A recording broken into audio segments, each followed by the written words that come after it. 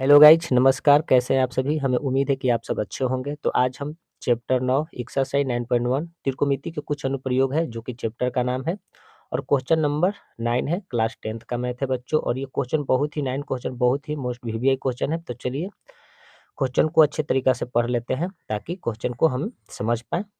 और बच्चों क्वेश्चन आप लोग भी अच्छे से पढ़िएगा ताकि क्वेश्चन जब आप पढ़िएगा तब अच्छे से आप बना पाइएगा। ओके, तो वीडियो अच्छा लगे तो लाइक सब्सक्राइब कर लीजिएगा। तो क्वेश्चन को पढ़ना चालू करते हैं। एक मीनार के पाद बिंदु से एक भवन की शिखर का उन्नयन कोण 30 डिग्री है। एक भवन जो है और एक मीनार की बात किया गया है, तो भवन की शिखर का उन्नयन कोण दे रखा है हमें 30 डिग्री और भवन के पाद बिंदु से मीनार के शिखर का उन्नयन कोण हमें दे रखा है 60 डिग्री। यदि मीनार 50 मीटर ऊंची हो तो भवन की ऊंचाई ज्ञात करना है। क्वेश्चन बहुत शानदार क्वेश्चन है बच्चों। तो चलिए पहले तो हमें दर्शाने पड़ेगा। देखिए बच्चों, ये हमारा एक मीनार है, ये हमारा एक मीनार हुआ। ओके, और ये साइड एक भवन है, ये हमारा एक भवन है। ओके, ये हमारा भवन हुआ। ओके, अब कह रहा है कि मीनार की ऊंचाई हमें दे रखा है 50 मीटर। ये मीनार की ऊंचाई हमें दे रखा है 50 मीटर। अब भवन की ऊंचाई हमें पता करना है, तो भवन की ऊंचाई नहीं पता है तो भवन की हम ऊंचाई मान लेते हैं h मीटर। ओके बच्चों, ये भवन की ऊंचाई हमने मान लिया h मीटर।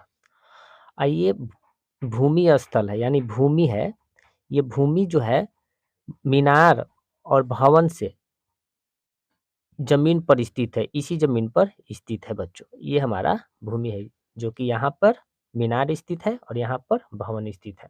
ओके, तो यहाँ पर क्वेश्चन में कह रहा है कि मीनार के पाद बिंदु से, तो ये देखो बच्चों, ये मीनार का शिखर हुआ, ये मीनार का क्या हो गया? शिखर हुआ। ओके, और ये मीनार का पाद बिंदु हुआ, ये मीनार का पाद बिंदु है। ये भवन का शिखर हुआ, ये भवन का शिखर हुआ और ये भवन का पाद बिंदु हुआ। ओके बच्चों, तो कह रहा है कि मीनार के पाद बिंदु, मीनार के पाद बिंदु से भवन के शिखर का उन्नयन कोण, तो ये मीनार के पाद बिंदु है, तो भवन के शिखर का उन्नयन कोण यहाँ से ये भवन के शिखर हुआ यहाँ पर, तो इसका उन्नयन कोण जो बन रहा है वो बन रहा है कितना डिग्री का? 30 डिग्री का बन रहा है।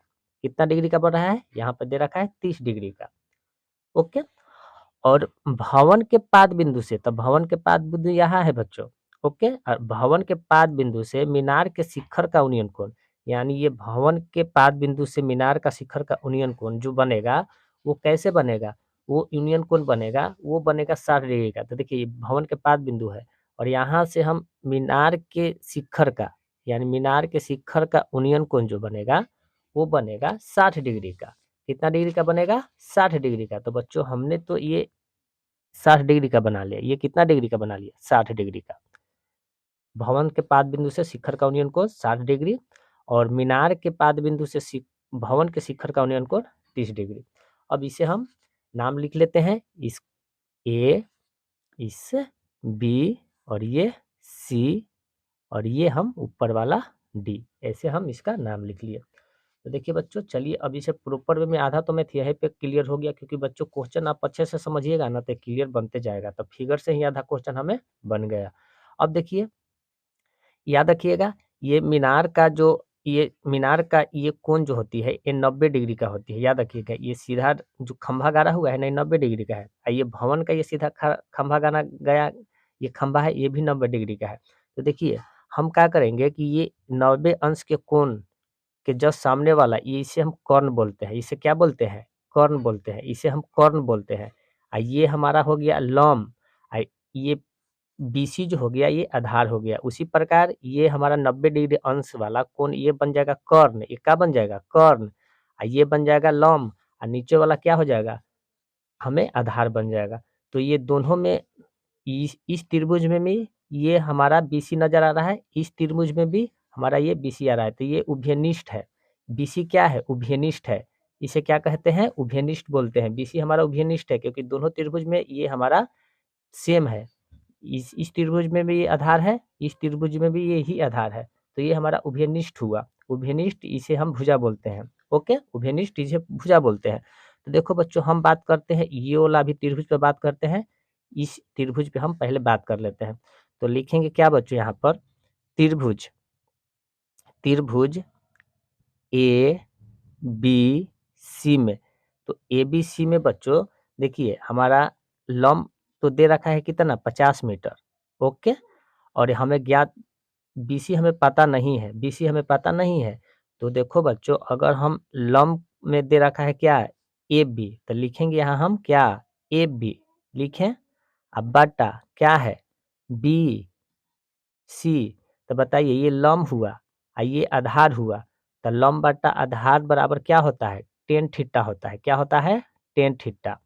और टेन थीटा जब होता है तो अब बताइए थीटा का मान तो हमें दे रखा है यहाँ पे 60 डिग्री, क्योंकि इस त्रिभुज पे बात कर रहे थे। इस कोण के जब सामने वाला ये लंब हुआ तो इस कोण के यहाँ पे 60 है, तो थीटा का मान यहाँ पर तो हमें 60 डिग्री दे रखा है, तो यहाँ पे हम 60 डिग्री लिख लिए। ओके, तो देखिए ए बी हमें दे रखा है कितना, लंब दे रखा है 50, तो यहाँ पर हम क्या लिखेंगे 50 और बटा क्या लिखेंगे बी सी बराबर टेन 60 डिग्री का मान क्या होता है, √3 होता है। कितना होता है, √3 होता है। ओके बच्चों, तो देखिए नीचे कुछ भी नहीं है तो हम 1 लिखते हैं और तिरछा तिरछी गुना करते हैं। तो बताइए बीसी में √3 से गुना करेंगे तो क्या होगा, तो बीसी में √3 से गुना करेंगे तो √3 इंटू बीसी हो जाएगा। क्या हो जाएगा, बीसी बराबर 50 में 1 से गुना करेंगे तो क्या होगा, तो 50 होगा। ओके, तो यानी बीसी बराबर क्या हो जाएगा, बीसी बराबर 50, ये गुना में है तो इस साइड आगे क्या हो जाएगा, भागा में। क्या में हो जाएगा, भागा में। तो बीसी फिलहाल हमें क्या मिल गया, बीसी हमें फिलहाल मिल गया 50 बटा रूट 50 बटा √3 मिल गया है। सॉरी, तो 5 लिख ले, सॉरी बच्चों, 3 मिला है। यही हमारा बीसी का भी फिलहाल मिल गया है। अब ये मिल गया बीसी के, तो बीसी के तो हमें पता चल गया। अब आते हैं पुनः इस त्रिभुज पर। अब कौन त्रिभुज पर आएंगे बच्चों, अब आएंगे बी डी सी पर, यानी इस वाला त्रिभुज पर आएंगे अब। तो अब जब इस वाला त्रिभुज पर आएंगे तो बात करेंगे अब इस त्रिभुज पर, त्रिभुज बी डी सी में।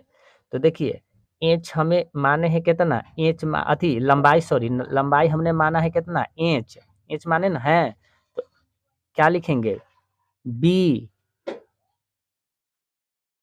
यहाँ बी डी नहीं लिखेंगे, सॉरी डी सी बटा क्या है, बी सी। तो बताइए ये हमारा लंब है और ये आधार है, तो लंब बटा आधार का फॉर्मूला क्या होता है, टेन थीटा ना होता है। इसमें हमें थीटा का मान दे रखा है 30 डिग्री, तो यहाँ पे हम 30 डिग्री लिख लेंगे ना।